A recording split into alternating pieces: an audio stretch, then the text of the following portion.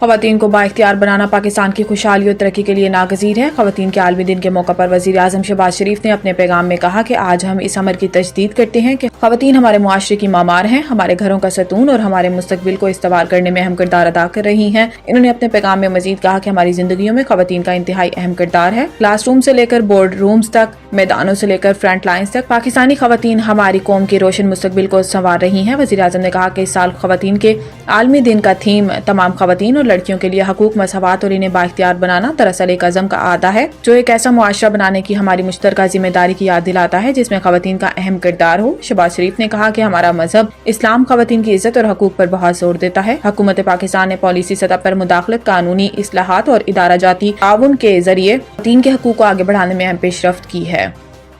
OIC اجلاس پاکستان فلسطین کے ساتھ ہے اور عرب لیگ کے فیصلے کی حمایت کرتا ہے۔ اسحاق ڈار اجلاس کے دوران فلسطینی عوام کے خلاف اسرائیلی جارحیت، جبری نقل مکانی اور ان کی سرزمین پر الحاق کے منصوبوں پر گفتگو کی گئی۔ وزرائے خارجہ نے متفقہ طور پر عرب منصوبے کے تحت غزہ کی تعمیر نو کی حمایت کی اور فلسطینی عوام کو جبراً غزہ سے بے دخل کرنے کی کسی بھی بیان کو مسترد کر دیا۔ OIC کے سیکرٹری جنرل حسین ابراہیم طاہا نے اجلاس سے خطاب کرتے ہوئے کہا کہ تنظیم عرب لیگ کے غزہ کی تعمیر نو کے منصوبے کی مکمل حمایت کرتی ہے۔ انہوں نے اس بات پر زور دیا کہ فلسطینی عوام کو اپنی سرزمین پر رہنے کا نہ صرف مکمل حق حاصل ہے بلکہ انہیں ایک خود مختار ریاست کے طور پر عالمی سطح پر اپنا کردار ادا کرنے کا بھی حق ہے۔ حسین ابراہیم طاہا نے اسرائیل کی جانب سے بیت المقدس کی بے حرمتی، فلسطینی نوجوانوں کی گرفتاریوں اور شہادت جیسے جرائم کی سخت مذمت کی۔ انہوں نے عالمی برادری پر زور دیا کہ وہ اسرائیلی مظالم کو روکنے کے لیے فوری اور مؤثر اقدامات کریں۔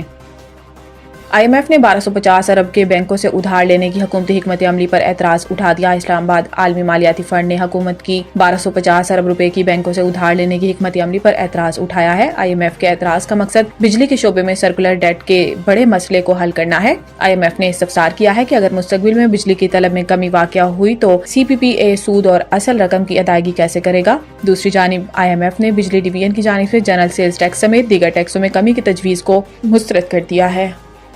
اسلام آباد میں نئی دہلی کی طرز پر اسمبلی اور منتخب جمہوری حکومت بنانے کی سفارش۔ وفاقی دارالحکومت اسلام آباد کی انتظامی اصلاحات کے لیے تشکیل سب کمیٹی نے سفارش کی ہے کہ اسلام آباد میں نمائندہ حکومت اور جمہوری کنٹرول قائم کیا جائے، وفاق سے اسلام آباد حکومت کا اختیار منتقل کیے جائیں، بکھرے ہوئے محکموں کی بجائے مربوط انداز میں ادارے بنائے جائیں، وفاق کے ایک یونٹ کے طور پر اہم موضوع انتظامی ڈھانچہ بنایا جائے، یہ ڈھانچہ گلگت بلتستان کی طرز پر صوبائی حکومت کا ہو۔ یہ سفارش سب کمیٹی کی عبوری رپورٹ میں کی گئی۔ سب کمیٹی نے تجویز کیا ہے کہ اسلام آباد میں نئی دہلی کی طرز پر اسلام آباد کیپٹل ٹیریٹری گورنمنٹ بنائی جائے۔ ICT کی منتخب اسمبلی ہوگی جس کے نمائندے براہ راست منتخب کیے جائیں گے۔ صوبائی اسمبلی کے پاس ہوم، پولیس اور ماسٹر پلاننگ کے سبجیکٹس نہیں ہوں گے۔ اسلام آباد اسمبلی اپنا لیڈر منتخب کرے گی جو میئر کہلائے گا۔ میئر اسمبلی کو جواب دہ ہوگا۔